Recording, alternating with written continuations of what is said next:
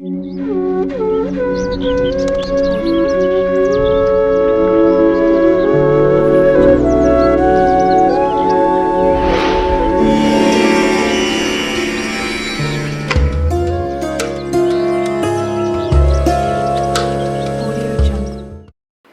ప్రకారం ఒక వ్యక్తి ఆర్థిక పురోగతి అనేది ఇంటి వాస్తుపై ఆధారపడి ఉంటుంది. వాస్తు నిపుణుల అభిప్రాయం ప్రకారం తూర్పు, ఈశాన్య దిశలలో వాస్తు దోషం ఉంటే వ్యక్తి డబ్బు సంబంధిత సమస్యలను ఎదుర్కోవాలి. అలాగే ఈ దిశలను తప్పుగా ఉపయోగించడం వల్ల ఆర్థిక సంక్షోభంలో పడచ్చు. వాస్తు ప్రకారం మీ ఇంట్లో లక్ష్మీదేవి విగ్రహంతో పాటు ఈ విగ్రహం కూడా ఉంచితే మీ సంపద రెట్టింపు అవుతుంది. మీరు చేపట్టిన పనుల్లో పురోగతి ఉంటుంది. ఇంటికి ఉత్తర దిశలో నీలం రంగు పిరమిడ్ ఉండటం చాలా శుభప్రదం.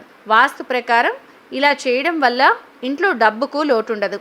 ఒకసారి మీరు మీ ఇంటికి ఉత్తరం వైపున నీలిరంగు పిరమిడ్ని ఉంచి చూడండి. వాస్తు ప్రకారం ఒక గాజు గిన్నెను ఇంటికి ఉత్తర దిశలో ఉంచాలి. దాంతోపాటు ఒక వెండి నాణెం కూడా గిన్నెలో ఉంచాలి. ఇలా చేయడం వల్ల లక్ష్మీదేవి ప్రత్యేక అనుగ్రహం ఇంట్లో ఉంటుంది.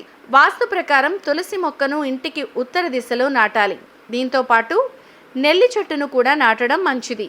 కుటుంబం ఆర్థికంగా పురోభివృద్ధికి తోడ్పడుతుంది.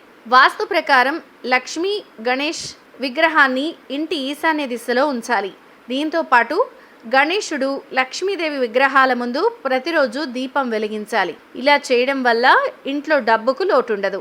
వాస్తు ప్రకారం ఉత్తర దిశకు అధిపతి కుబేరుడు. అతను సంపద దేవుడు. ఇంటికి ఈ దిశలో లాకర్ నుంచాలి. ఇలా చేయడం వల్ల సంపదకు లోటుండదు.